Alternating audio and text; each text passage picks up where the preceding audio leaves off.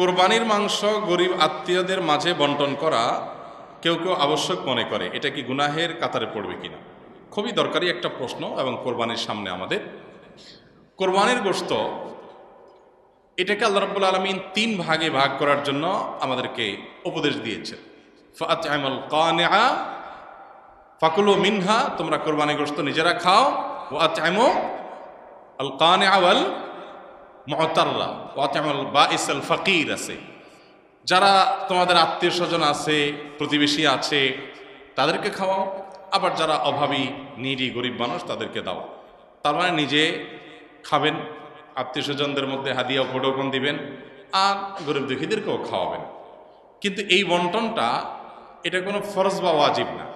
এভাবে 3 ভাগে করতে পারলে ভালো, উত্তম। কিন্তু এটা যদি কেউ না করে তাতে কোনো গুনাহ হবে না। আমাদের সমাজে সমাজের ভাগ নামে একটা ভাগ কোরবানির ক্ষেত্রে প্রচলিত আছে। অনেক এলাকাতে এলাকার কিছু মোড়ল মাতবররা তারা সকল কোরবানির পশু থেকে একটা অংশ, যে 1/3 করে তুলে নিয়ে আসেন, অথবা 1/3 পুরোপুরি না হোক বাধ্যতামূলক একটা অংশ তারা নিয়ে আসেন, এনে তারা তাদের মতো করে পুরো এলাকাতে বন্টন করেন। অনেক এলাকাতে যে কোরবানি দিয়েছে তাকেও দেয়, যে দেয় নাই তাকেও দেয়। এখন এই সমাজের ভাগ নামে যে ভাগটা বাধ্যতামূলকভাবে কালেকশন করা হয়, সেটা কোনো অবস্থাতে জায়েজ না। যদি বাধ্যতামূলকভাবে করা হয়, যদি জোরপূর্বক করা হয়। এখন আমার কোরবানির গোশত আমার কাছে নির্দিষ্ট কিছু গরিব আছে জানাশোনা, আমি তাদেরকে একটু দেব, কোনো গরিবকে একটু বাড়ায় দিব, কাউকে একটু কমায় দিব। আমার হয়তো আরো দূরে কোনো আত্মীয় আছে, তাকে আমি একটু পাঠাবো। এখন আপনি এসে সমাজের ভাগ নিয়ে আপনার মতো আপনি বন্টন করতেছেন। আপনি আমার থেকে নিয়ে আপনার মন মতো এভাবে বন্টন করবেন, এবং সেটার জন্য সামাজিকভাবে এক ধরনের বাইন্ডিংস তৈরি করে দিবেন। এটা হলো জোরপূর্বক চাঁদাবাজির মতো।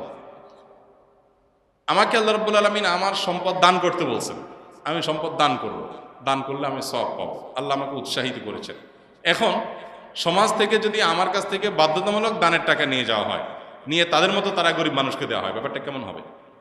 তো কোরবানির গোশতের ক্ষেত্রে অনেকটা এই পর্যায়ের অনেক এলাকাতে হয়। আমাকে অনেক ভাই বলেছেন, এবং বিভিন্ন এলাকার ব্যাপারে আমরা খোঁজখবর নিয়েছি, যে এরকম কিছু মানুষ তাদের মোড়লগিরি মাতবরি করার জন্য এটা একটা উপায় বাইর করছে। যে পরের ধানে পোদ্দারি একটা কথা আছে না, পরের ধনে পোদ্দারি। তো অন্যদের কাছ থেকে গোশত কালেকশন করে এনে উনি এবার এই প্যাকেট দিচ্ছে, ওখানে প্যাকেট দিচ্ছে, ইমাম সাহেবকে দিচ্ছে, মজুন সাহেবকে দিচ্ছে, উনি এখন মোড়ল হয়ে গেছে। এই পরের ধনে পোদ্দারিগিরি করতে গিয়ে দেখা যায় যে আমি আমার কোরবানি গোশত খুশি মনে আপনাকে দিব না, কিন্তু আপনি জোর করে নিয়ে যাচ্ছেন। সিস্টেম দিতে হবে, উপায় নেই। জোর করা বলতে কি টানাটানি করা লাগে না, সিস্টেমটাই এমন করা হয়েছে যেটা না দিয়ে কোনো উপায় নেই। এরকম করা জায়েজ নেই। লা ইয়াহিল্লু মালু ইমরিইন মুসলিমিন ইল্লা বিতিবি নাফসি, হাদিসে আসছে কোনো মুসলমানের সম্পদ তার মনের সন্তোষ ছাড়া জায়েজ নেই। এক্ষেত্রে সমাজের ভাগ দিতে গিয়ে যদি কারোর মনের ভিতরে উসফুস থাকে, কেউ হয়তো নিজে একটু বেশি করে রেখে খাবে, তো সে রাইট তো আছে, শরীর তো তাকে বাধ্য করে না, কিন্তু আপনি তো তার কাছ থেকে জোর করে উঠে নিয়ে আসছেন। তো এরকমটি করা জায়েজ হবে না। হ্যাঁ, যদি একটা গরুতে কয়েকজন অংশগ্রহণ করলেন, অথবা একটা ছোট্ট সমাজের কয়েকজন সম্পূর্ণ উইলিংলি তারা নিজেরা খুশি হয়ে দিয়ে কোনো একজনকে দায়িত্ব দেন যে তুমি সবাইকে সমান করে বন্টন করে দাও, বা গরিবরা সব ঘরে ঘরে যায়, তার চাইতে একটা জায়গা রেখে তুমি দিয়ে দাও, সবাই উইলিংলি করেছেন, সেটা অবশ্যই জায়েজ হতে হবে। কিন্তু যেটা বললাম, গ্রামে যেটা হয় বা বিভিন্ন এলাকায় যেটা হয়, যে সমাজের নেতারা একসাথে বাইর হয় কয়েকজন মিলে গোশত কালেকশন করার জন্য, দিবানা মানে না দিলে তো সমাজে টিকতে পারবে না, তখন নিরুপায় হয়ে মানুষ দেয়। এরকম চাঁদাবাজি করা জায়েজ নয়। উদ্দেশ্য ভালো হলেও যেহেতু মানুষের অসন্তোষের একটা ভয় থাকে, শঙ্কা থাকে, সেজন্য এটা কি হবে না, জায়েজ হবে না। এরপরে প্রশ্ন হলো, সবকিছুতেই হারাম হালাল বিবেচনা করতে হবে এমন কোনো কথা নেই, এই বাক্যটি কতটুকু যুক্তিসঙ্গত? এটা ওই ব্যক্তির জন্য যুক্তিসঙ্গত যার আল্লাহর প্রতি ঈমান নাই। আল্লাহর প্রতি ঈমান না থাকলে সব কিছুতে হালাল হারাম কেন টানতে যাবে? সে যে ইসলাম গ্রহণ করেছে, ইসলাম মানে আত্মসমর্পণ, নিজেকে পরিপূর্ণভাবে আল্লাহর কাছে সমর্পণ করে দেওয়া। আল্লাহর কাছে যে নিজেকে সমর্পণ করেছে, সে বলে কোরআনের ভাষায়, কুল ইন্না সালাতি ওয়া নুসুকি ওয়া মাহইয়ায়া ওয়া মামাতি লিল্লাহি রাব্বিল আলামিন, নিশ্চয়ই হে আল্লাহ, আমার সালাত, আমার কোরবানি এবং আমার জীবন এবং আমার মরণ সব কিছু আল্লাহর জন্য নিবেদিত। সব কিছু আমি আল্লাহর উদ্দেশ্যে নিবেদন করলাম। সব কিছু আল্লাহর জন্য সমর্পণ করলাম, তাহলে আমার জীবন, পুরো জীবনটা আল্লাহর কাছে সমর্পণ করে দিলাম, তাহলে আমার জীবনে কি করব কি না করব সব তো আল্লাহ তাআলা বলবেন। কেউ কারোর কাছে আত্মসমর্পণ করার মানেই হলো যার কাছে আত্মসমর্পণ করেছেন তিনি যা বলবেন এখন তা করব, এই তো। তো আমরা ইসলাম গ্রহণ করেছি মানে আত্মসমর্পণ করেছি আল্লাহর কাছে, অথবা আল্লাহ তাআলা যা বলবেন সেটাই আমরা করব।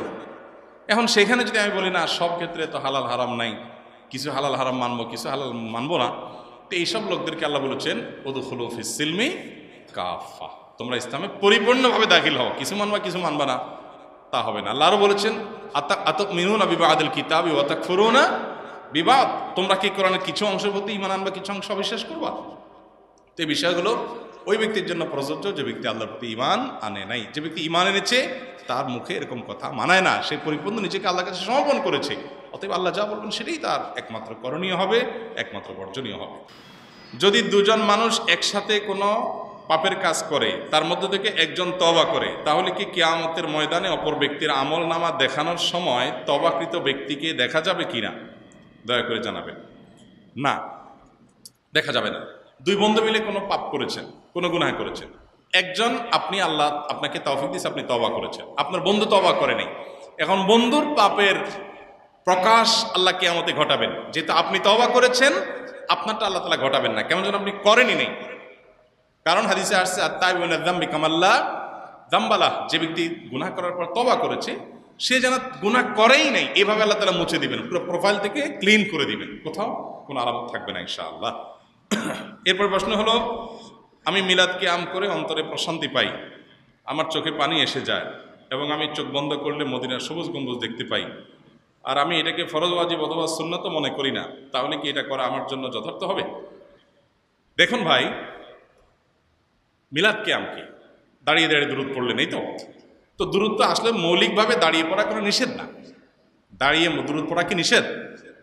দুরূদ বসে যেরকম পড়া যায় দাঁড়ায়ও, হাঁটতে হাঁটতেও পড়া যায়। এখন আমি মনে করেন দাঁড়ায় দাঁড়ায় দুরূদ পড়লাম, তো এর মানে কি আমি কিয়াম করলাম?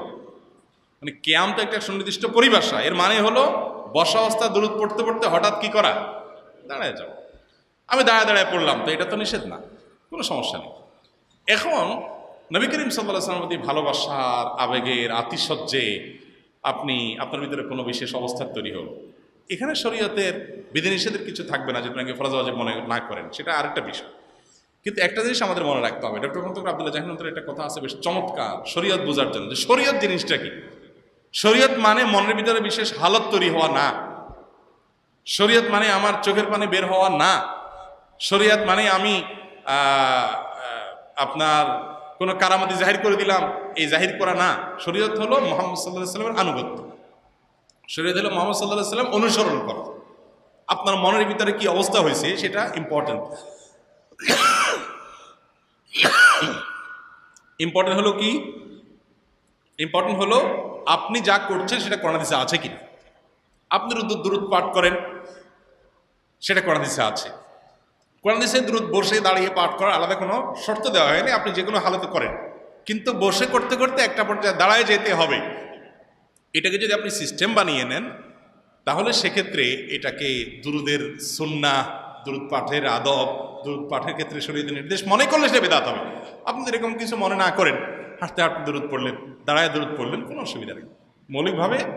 মৌলিকভাবে বসে দাঁড়িয়ে দুরূদ করতে কোনো অসুবিধা নাই, কিন্তু এটাকে আপনি আবশ্যক মনে করলে সমস্যা আছে। আর মনের অবস্থায় তৈরি হলে আপনার কাছে ভালো লাগে সেজন্য আপনি এটা করবেন, তাহলে এটার নাম শরীয়ত না। শরীয়ত হলো নবী করিম সাল্লাল্লাহু আলাইহি ওয়াসাল্লাম যেটা যেভাবে করতে বলেছেন, যেটা যেভাবে রেখে গেছেন, কোনো কিছুকে জেনারেল রেখে গেছেন উনি, আপনি জেনারেল রাখতে হবে, আপনি ওটাকে বিশেষভাবে ফিক্স করতে পারবেন না কোনো পদ্ধতিতে।